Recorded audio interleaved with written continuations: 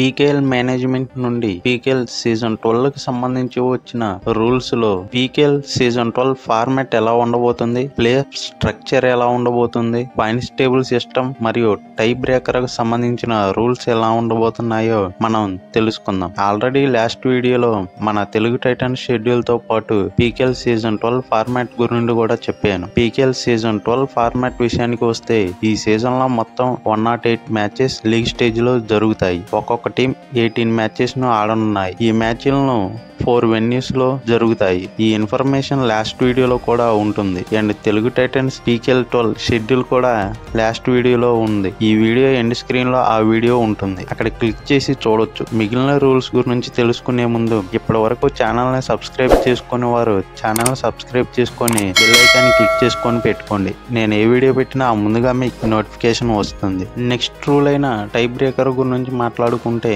గత సీజన్స్ లో match tie అయితే చెరో 3 పాయింట్స్ ఇచ్చేవారు. దానివల్ల ప్రతి టీమ్ లో కన్ఫర్మ్ గా విన్ అవ్వాలి అనే స్పిరిట్ తగ్గి 3 పాయింట్స్ వచ్చినా చాలు అని సరిపెట్టుకునేవారు. ఆ మ్యాచ్లు చూడటానికి కూడా ఇంట్రెస్ట్ తగ్గేది. బట్ ఈ పీకేఎల్ సీజన్ 12 లో ఒక మ్యాచ్ టై అయితే టై బ్రేకర్ ఆడాల్సి ఉంటుంది. ఈ టై బ్రేకర్ లో 2 టీమ్స్ నుండి 7 ప్లేయర్స్ ఉంటారు. ప్రతి టీమ్ కు 5 రైడ్స్ ఉంటాయి. ఒక రైడ్ చేసిన రైడర్ సెకండ్ టైం రైడ్ చేయడానికి ఛాన్స్ ఉండదు. ఈ టై బ్రేకర్ లో బాక్ లైన్ బోనస్ లైన్ గా పరిగణిస్తారు. అయితే ప్రతి రైడ్ డూఆర్ డే రైడ్ గా ఉంటుంది. అలాగే అవుట్ అయిన ప్లేయర్ కోర్టు బయటికి వెళ్ళటం, రివైవ్ అవటం వంటివి ఉండవు. ఈ టై బ్రేకర్ లో 5 రైడ్స్ లో ఏ టీం ఎక్కువ పాయింట్స్ సాధిస్తే ఆ టీం గెలుస్తుంది. ఒకవేళ టై బ్రేకర్ లో కూడా 2 టీమ్స్ సేమ్ పాయింట్స్ సాధిస్తే గోల్డెన్ రైడ్ ఫార్మాట్ ను ఆడాల్సి ఉంటుంది. 2 టీమ్స్ ఈ గోల్డెన్ రైడ్ ఫార్మాట్ లో చెరొక రైడ్ ను చేస్తాయి. టై బ్రేకర్ లో ఉన్న రూల్సే ఈ గోల్డెన్ రైడ్ లో కూడా ఉంటాయి. సో ఈ గోల్డెన్ రైడ్ లో ఏ టీం ఎక్కువ పాయింట్స్ సాధిస్తే ఆ టీం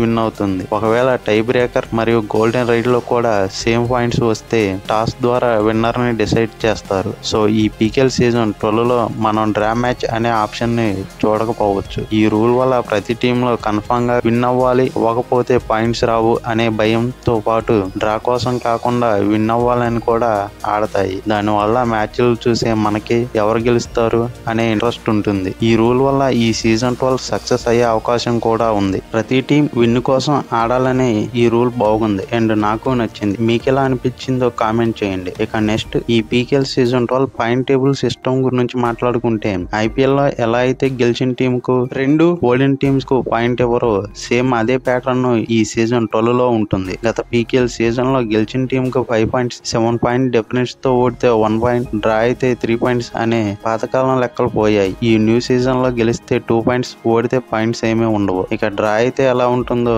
ఆల్రెడీ ముందే టై బ్రేకర్ గురించి మాట్లాడుకున్నాం. ఈ పాయింట్ టేబుల్ సిస్టమ్ వల్ల కూడా ఈ సీజన్ పై ఇంట్రెస్ట్ పెరుగుతుంది. ప్లే ఆఫ్స్ కు వెళ్లాలంటే ఎన్ని మ్యాచ్లు గెలవాలి, ఏ టీం ప్లే ఆఫ్స్ కు వెళ్తుంది అనే క్యాలిక్యులేషన్ మనకు అర్థం అవుతాయి. ఈ పాయింట్ టేబుల్ లో పాయింట్స్ చేంజ్ సిస్టమ్ కూడా బాగుంది. ఇక ప్లే ఆఫ్స్ స్ట్రక్చర్ విషయానికి వస్తే గత సీజన్స్ లో టాప్ 6 టీమ్స్ ప్లే ఆఫ్స్ కు వెళ్ళేవి. బట్ ఈ పీకేఎల్ సీజన్ 12 లో పాయింట్స్ టేబుల్ లో టాప్ 8 టీమ్స్ ప్లే ఆఫ్స్ కు వెళ్తాయి. గత సీజన్స్ లో మన తెలుగు టైటన్స్ 7th ప్లేస్ లో ఉండటం వలన ప్లే ఆఫ్స్ కు వెళ్ళలేదు. బట్ ఈ సీజన్ లో టాప్ 8 లో ఉన్న టీమ్స్ ప్లే-ఇన్స్ అండ్ ప్లే ఆఫ్స్ ఆడతాయి. ఇక ఈ ప్లే-ఇన్స్ మరియు ప్లే ఆఫ్స్ విషయానికి వస్తే 5th అండ్ 8th ప్లేస్ లో ఉన్న టీమ్స్ ప్లే-ఇన్ 1 లో, 6th అండ్ 7th ప్లేస్ లో ఉన్న టీం ప్లే-ఇన్ 2 లో ఆడతాయి. ప్లే-ఇన్ లో గెలిచిన టీమ్స్ ఎలిమినేటర్ 1 లో ఆడతాయి. మినీ క్వాలిఫైయర్ లో 3rd అండ్ 4th ప్లేస్ లో ఉన్న టీమ్స్ ఆడతాయి. మినీ క్వాలిఫైయర్ లో గెలిచిన టీం ఎలిమినేటర్ 3 కి వెళ్తుంది. ఓడిన టీం ఎలిమినేటర్ 2 కి వెళ్లి ఎలిమినేటర్ 1 లో గెలిచిన టీం తో ఆడుతుంది.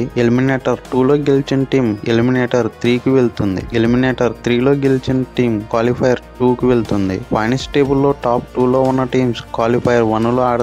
గెలిచిన టీం ఫైనల్ కు, ఓడిన టీం క్వాలిఫైర్ 2 కు వెళ్తుంది. ఆల్రెడీ ఎలిమినేటర్ 3 లో గెలిచి క్వాలిఫైర్ 2 లో ఉన్న టీం తో క్వాలిఫైర్ 1 లో ఓడిన టీం మ్యాచ్ ఆడుతుంది. గెలిచిన టీం ఫైనల్ కు వెళ్తుంది. క్వాలిఫైర్ 1, 2 ఫైనల్ మ్యాచ్ లో మనం ఐపీఎల్ లో చూసిన విధంగా ఉంటాయి. ప్లే-ఇన్, మినీ క్వాలిఫైర్ అనేది వింటే కొంచెం అర్థం కాకపోవచ్చు, ఒకసారి చూడండి అర్థమవుతుంది. టాప్ 4 లో ఉన్న టీమ్స్ కు ఒక మ్యాచ్ లో ఓడిన ఫైనల్ కు వెళ్ళడానికి మరో అవకాశం ఉంటుంది. బట్ 5 to 8th ప్లేస్ లో ఉన్న టీమ్స్ కు ప్రతి మ్యాచ్ విన్ అయితేనే ఫైనల్ కు వెళ్ళే అవకాశం ఉంటుంది. ఈ ప్లే ఆఫ్ ఫార్మాట్ కూడా బాగుంది. బికాస్ టాప్ 8 టీమ్స్ కి అవకాశం ఉంటుంది మరియు టాప్ 4 లో ఉండే ఒక మ్యాచ్ ఓడినా మరో అవకాశం వస్తుంది. మీకు ఎలా అనిపించాయో ఈ రూల్స్ కామెంట్ చేయండి. Thank you for watching.